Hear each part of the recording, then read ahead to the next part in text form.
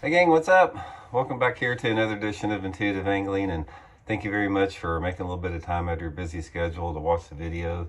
I always am grateful for that. And today we're going to be talking about the 5 reasons why you're losing bass after you hook the bass. I've got a ton of experience in losing fish, so I'm going to tell you guys what I've learned about it, and from my own experience and getting some advice from some of my pro friends too. I think it's going to help you guys start landing more fish than ever before. Real quick before we get started, guys, just a couple quick housekeeping tips. Just wanted to remind you guys, weekly reminder, if you haven't had a chance, please swing over by fishthemoment.com and check out our lake map breakdowns and our virtual fishing lessons. I'll include the link in the description here. You guys can check it out. But we got lake map breakdowns of all the lakes in the country on our catalog. We can also build you a personal map breakdown and put 40 good fishing spots on it, GPS waypoints, any lake in the country. It doesn't matter if it's a 200-acre lake or a 200,000-acre lake. And we also offer virtual fishing lessons there. You can check it out at fishthemoment.com. Much appreciated. Okay, guys, losing fish. Guys, I am an expert at losing bass. By my own count, I don't mean to make this sound braggadocious, it's just factual. I've had over 25 Bassmaster and FLW tournaments that if I would have landed the fish that I actually had hooked and fighting to the boat, I would have won over 25 tournaments. I, finished like in the top 5 or 10 instead of winning the tournament by losing those key fish. And this has happened over a course of 30 years. And as a result, every time I've done that, I've tried to become a student of why I was losing those fish. And I made it a habit to study it and to practice and change techniques. And I also made it a habit to ask some of the best anglers who I knew that didn't lose many fish. And I've talked to Rick Clunn, I've talked to Luke Clausen. Those are 2 guys that are known for not losing many bass. And I've spent a lot of time researching it. And slowly over the years, I got to the point where I was losing fewer and fewer bass. So I want to give you guys what I consider like 5 of the key reasons why you're losing these fish once you're getting hooked. First of all, the main reason you lose fish is a couple of different things. It's losing fish that get caught up in cover. It's losing fish that jump off, losing fish that pull off. Those are the main reasons why you're losing fish. Some of those are controlled variables and some of them are uncontrolled variables. Now here's one of the realities about losing fish that I'm going to tell you guys that might give you guys a little peace of mind if you just can't figure anything out. So much of your chances of losing or getting a bass in the boat depend on how the bass actually bite that lure. That's a variable that you don't have any control on, because what happens is say your crankbait is coming through the water like that. Now, a bass can hit that bait from straight down, it can hit it head on, it can hit it from like going behind, it can come up on it. There's a ton of different angles that a bass can strike a lure. And a lot of times, say you're reeling that crankbait along and all of a sudden you stop and go, then you speed it up. Maybe sometimes the bass bite that lure at the exact moment that you speed it up and you barely get just a point of the hook in there. So a lot of it, like I said, just has to do with how a bass hits a lure. So sometimes when you lose fish, there's nothing you can do about it. You can have everything perfect. You can have the perfect line, the perfect rod, the perfect hook. You can do everything about fighting the fish right, and you're still going to lose that fish based upon how the bass strike that lure. So from that standpoint, you can't even really think about that. So you have to consider the things that you can think about. The first thing that will help you not lose as many fish is the way you set the hook. One of the biggest things that I had to learn the hard way is you don't want to set the hook too hard when you're bass fishing. Now, all you guys out there that, cast a worm or a jig out, you get your bite, and you go bam like that.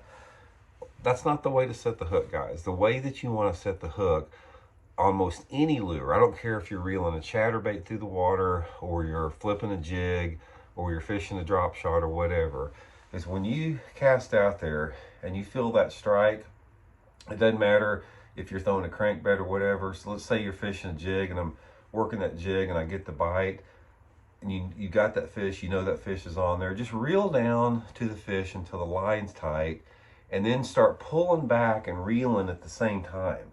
And this is the key. You don't like boom and not reel. You want to just pull back and reel like that, because you're not putting the shock into the fish like that. Because when you set the hook hard like that, a lot of times that fish is hooked right there. That's a little membrane, and you're going to rip that membrane out. But if you just pull back and reel, the point punctures and doesn't tear like that. It's the same as like if you say you're reeling a crankbait along and you feel a bite on a crankbait. Don't go like that. You know, just start reeling and pull back in it. That reel and pull is going to land you a lot more fish. You're not going to lose them near as much when you do when you fish like that. Another reason like that, let's say you're fishing a Texas rig that's got like a 1/2 ounce weight on it. A lot of times if you pop that hook real hard like that, if the weight is inside the fish's mouth, it's going to force that fish's mouth open like that sometimes, and then, you know, it's going to cause you to lose the fish on it. So the best thing to do is just keep that soft pressure on it coming all the way to the boat. The next thing you want to do to not lose any fish is, okay, say you've hooked the fish and you're fighting the fish in, pay attention to where your line is going. So if you're reeling the fish like this and it's coming to the boat and you see it and it's starting to go past the boat, don't turn your rod like that and try to force the fish to come back in a different direction, because a lot of times you're reversing the angle of that hook in that fish's mouth and it's going to pop off. If that fish is swimming in one direction, keep coming in the direction the fish is going. Just keep pulling the fish in one direction. I don't care if you got to go around the boat. Always make sure that fish is going in the same direction all the time until you wear it out. You're going to lose far less fish like that. The only exception to that is, say for example, if you're reeling your bait and all of a sudden you see this fish starting to swim underneath a boat dock or something, or into a brush pile. At that point you have to try to put as much pressure as you can on that fish without breaking your line or, you know, pulling that hook out. And a lot of times there's nothing you can do about it. Sometimes, for example, if I'm using excuse me, if I'm using like 6 to 8 pound test line and I hook a good fish and it's running back in some cover, I know there's no way I can turn that fish. So I let the fish go where it wants to. I'll just back reel and let that fish swim underneath the dock. And once that fish stops swimming, that's when I try to reel it back through and get it coming back to my direction. So a lot of times, every situation is completely different with that. Cover like that is just a really big part. I mean, every piece of cover is different, whether it be bushes or drop-offs or anything like that. Next thing you can do with it is it has a combination with the type of tackle you're using, as far as the hooks and the line and the rod. That has a big impact on you losing fish.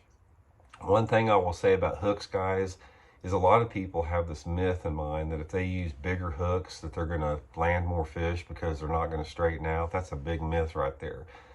You want to get by with the smallest hook that you can that has the smallest diameter.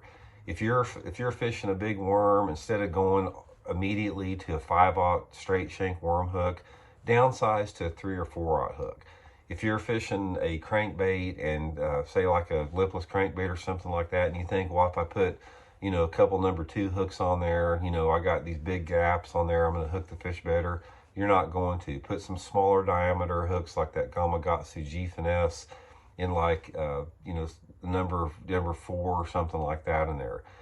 The smaller hooks, guys, with smaller diameters will get you better penetration. And that's the key. That's what you want, is penetration. The bigger the hook that it is and the larger diameter of the hook, the less your odds are of penetrating that bass's mouth, unless you're flipping a big jig with a big hook on braided line. And then, yeah, you're going to get that penetration, but you also may rip that fish's mouth. So one of the hard lessons I've learned is to go smaller. It sounds counterintuitive, but I can promise you guys, if you downsize, say for example, you have an idea of this type of hook that should be in a particular bait.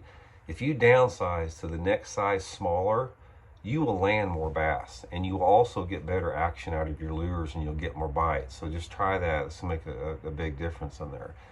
And the last thing, guys, is your line and your rod and reel. Some situations call for braided line, some situations call for fluorocarbon, some situations call for monofilament. Make sure that you have the appropriate line. If you're fishing thick cover where you need nothing but power, like fishing a frog over matted grass or something like that, you need to use braided line. If you're fishing a topwater lure, or if you're fishing a lure that's close to the boat, like say a crankbait, pitching it out around laydowns, sometimes monofilament's the way to go because you need that stretch. And if you're fishing about everything else, fluorocarbon is gonna take care of it. Real ratios, I suggest sticking with a 7-to-1 for everything. A lot of guys have 4 or 5 different ratios, and I don't like to do that because every time you pick up a different reel ratio, it performs differently. And if you use one ratio, like a 7-to-1, you can adjust your speed or tree based upon how fast you crank the handle, and you'll get more familiar with that. And finally, the rod action, you guys. You want to use a rod action that is appropriate for the lure category that you're using. If you're using a rod or a bait like a jerkbait or crankbait, you want something that's got a softer tip.